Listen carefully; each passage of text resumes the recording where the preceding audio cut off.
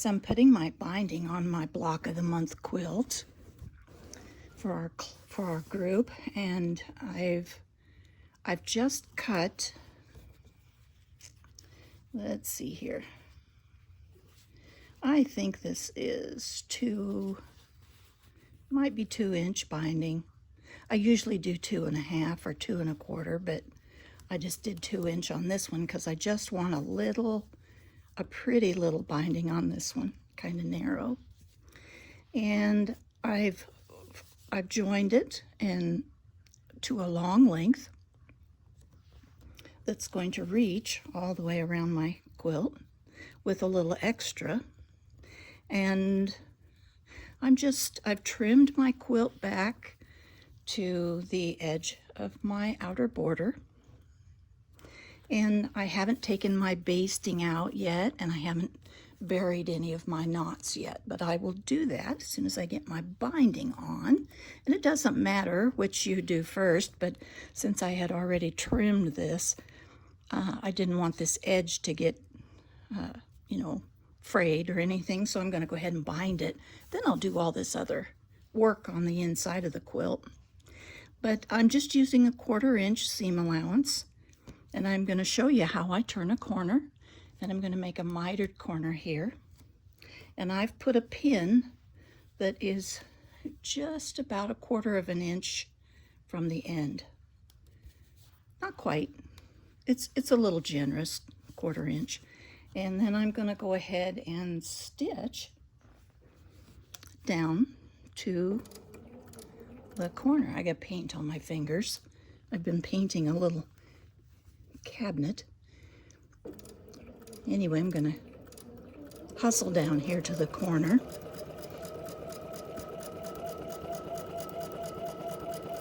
And you can sew faster if you're comfortable doing that, but I don't ever sew fast. You guys know I'm kind of a slowpoke. Okay, so I'm going to come right up to my pin and stop and take my pin out, and I'm going to take one more stitch and back stitch right here, and then I'm going to break my threads. I'll just cut them with my cutter. Come on. There we go. So I don't have any stray threads to trim. I wanted to make sure. So to miter this corner, it's really easy. Since I didn't sew off the edge, I can roll this up right here because it isn't sewn down. And what I want to see is a straight line all along here and a straight line here. And then I'm going to kind of finger press that. It's a beautiful little 45-degree angle. And I'm going to just fold this down right along this top edge. So now I have a straight edge here, a straight edge here, and a straight edge here. And I'm going to pin, because there's no way, I guess some can do it, but I can't. There's no way I can hold it. So now all I have to do is turn my quilt. Try not to bump you. Whoops, sorry, did anyway. Sorry. Get under my presser foot here. And then I'm going to start sewing right at the edge. And if you want to, you can back stitch a little.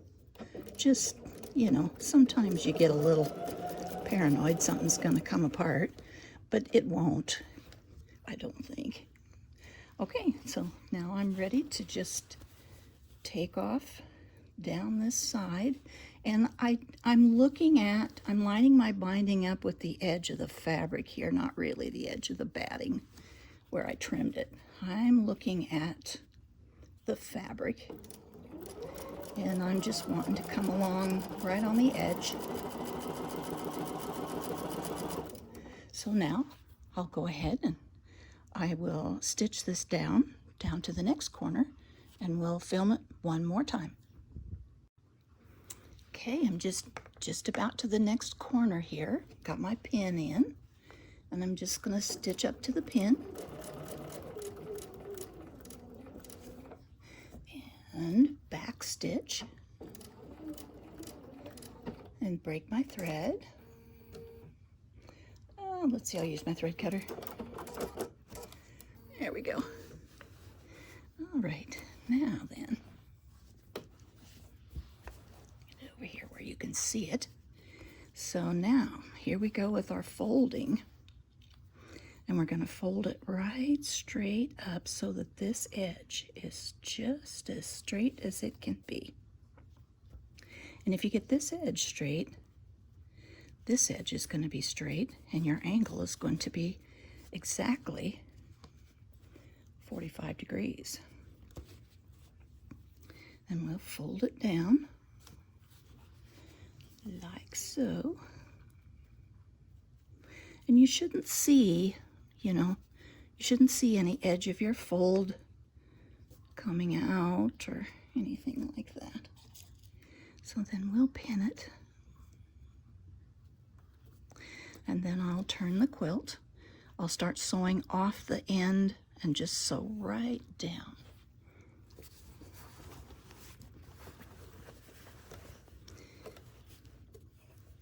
Then I'll go down another side.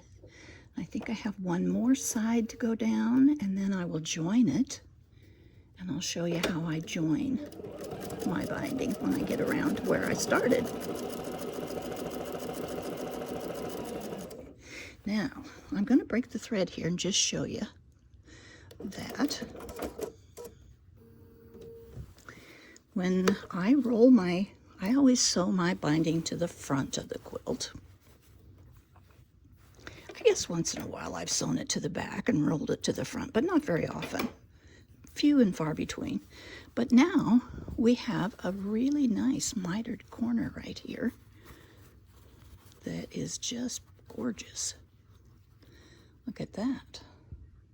And when I go to, I usually always hand stitch my bindings down, and I come clear to the edge here and roll it back over, and I've got a lovely mitered corner on the back. And so when you turn that, you'll have a really nice mitered corner.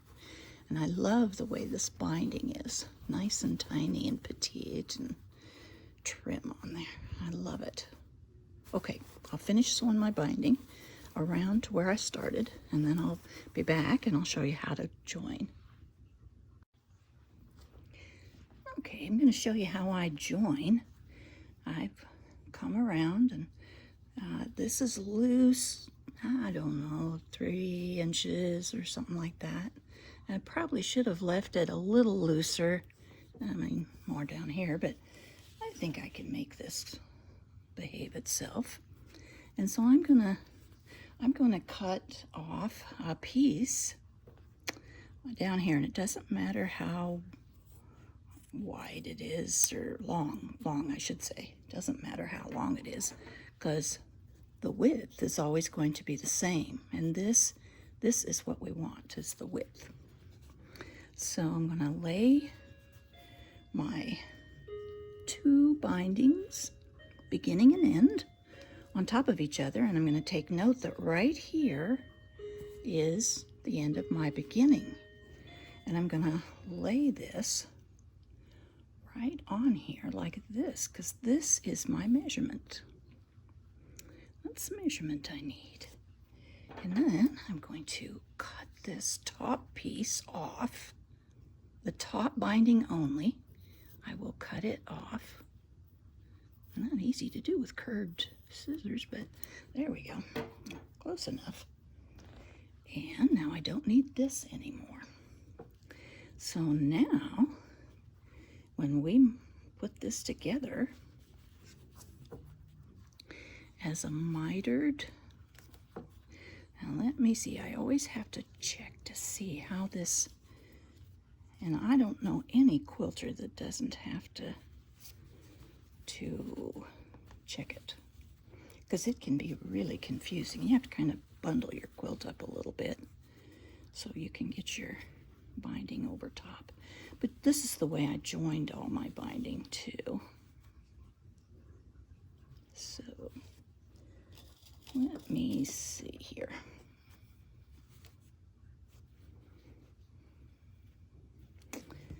I think it's gonna go this way. So let's pin it right here in the middle, and we'll pin it down here on this end, and then we'll pin it up here at this top end, and we'll lay it out and see if it works. So I'm going to move this pin back just a little bit so that the binding can fold, and there it is. Now when this is stitched, it's going to look a lot better, but there is my binding, and it's going to lay on here really flat and nice, just like it was made for this, because it's the exact measurement. My little piece here, that's all I needed. You only need to know the measurement of the width. You could even use a ruler if you didn't want to use another piece of your binding. So like I know this is 2 inches. So I think it's 2 inches. Well, it's 2 1/4. So I could have just used 2 1/4 inches to trim my top. But the main thing is that you have to have this side right on top of the underneath piece of binding. And you lay your top binding over and lay this on so that it's the width, not the length, the width. And trim your top piece, and you'll have the exact place you need to be to join your binding. And I usually do trim after I stitch this. I'll trim this big triangle off of here, and I'll finger press the seam down, and it'll fit just right. I might fine tune it a little bit. I see that it's just a little crooked, but now that I know just exactly which direction I need to sew, you know, sometimes you sew the other way. So I always pin it and turn it, and then if that's how it goes, then I sew it. So there we go. Yeah, that's gonna work. So and I can see where I've got to go. So I'm gonna move my quilt over a little bit and kind of scrunch it up just a little bit. That way I've got, this is loose now and not pulled real tight or anything, and I can just come right straight down across the desert here. What did we used to say? Over the river, through the woods. And if I would have left this loose a little more, it would be better. I got it a little tight.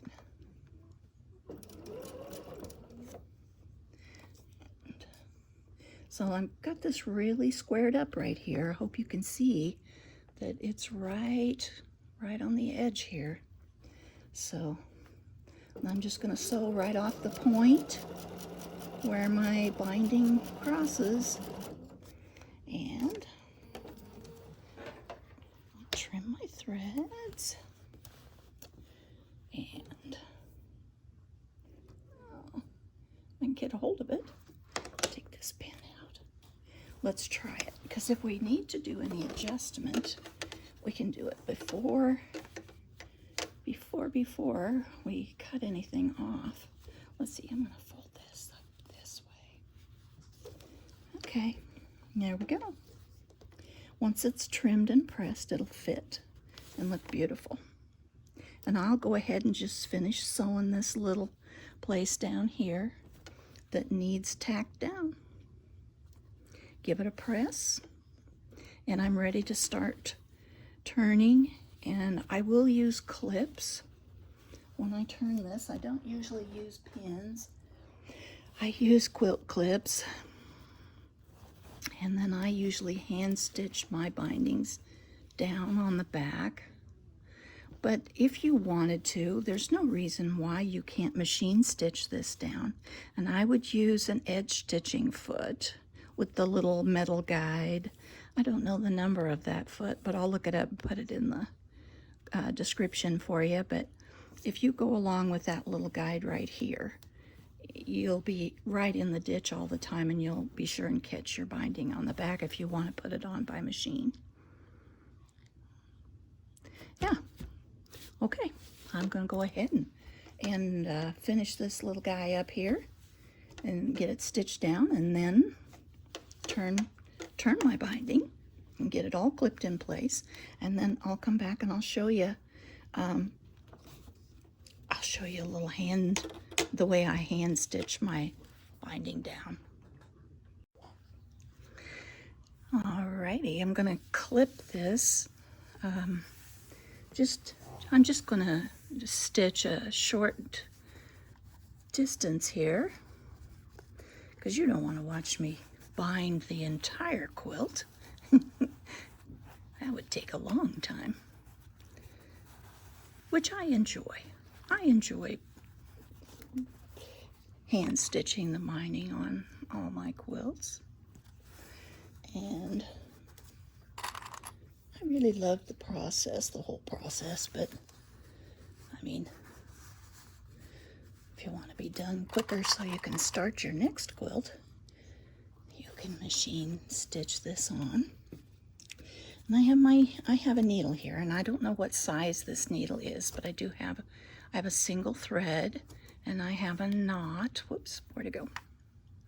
I've got a knot in the end of my thread there, over here. There it is. It's not a very big one. And when I start, I'm going to zoom in, and hopefully you can see this. And when I start, I turn a little piece of the binding up. I just use my thumb, and I just go through this layer on this side, and I come out right in the fold of my binding. And my knot is up in there, and it's pretty secure.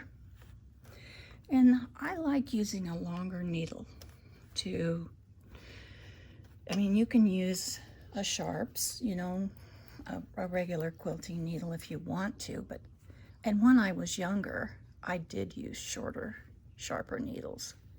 But, you know, now that I don't see as well, and I don't hang on to the needle as well as I used to, I use a longer needle.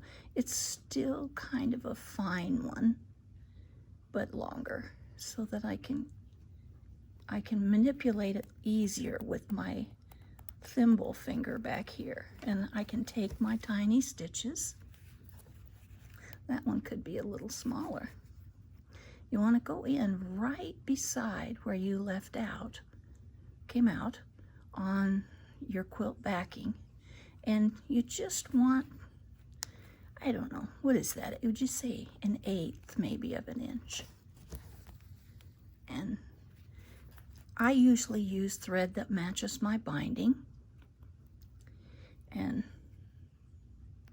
I don't pull my stitches terribly tight, I guess. I do seat them, but I don't pull them super duper tight. I got some kind of thing going on here. There we go. And I will tell you, this is much easier, and you can go a lot faster than what I'm doing here if you don't have a camera in your lap. And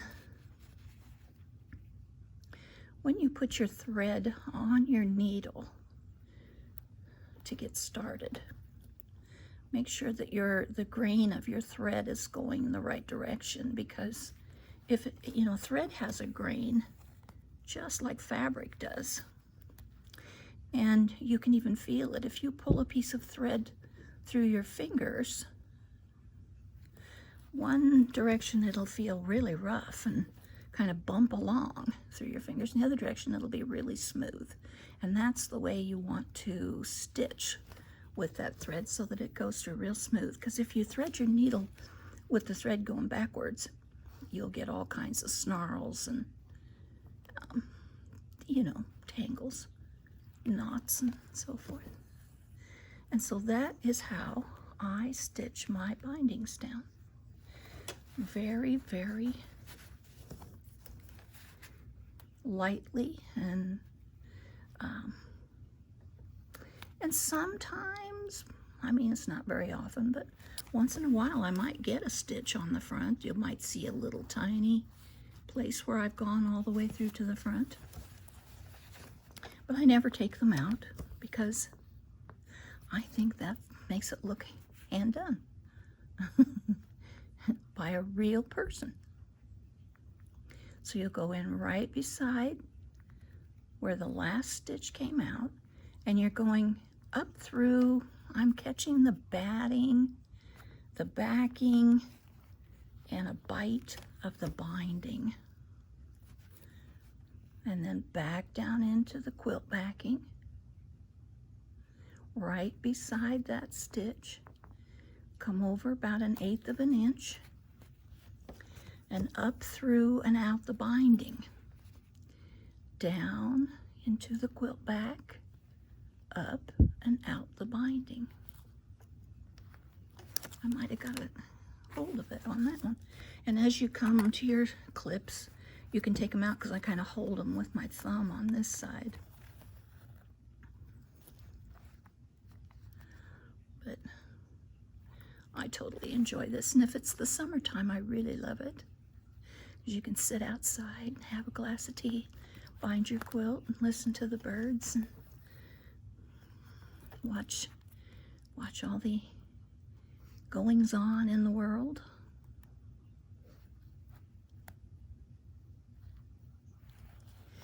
And in the wintertime, I usually put on something on Netflix and put my clips and my thread and everything beside me in my easy chair and watch TV while I do it. So I am going to go ahead and go around, and when I get up to one of the corners, it's the same thing. I just stitch right up, just like I showed you a little while ago how this corner miters. I just stitch up, fold down, and I usually take a couple of extra stitches here at the bottom of the miter, and then just stitch, stitch right on down the next side. So there you have it, hand stitching your binding down.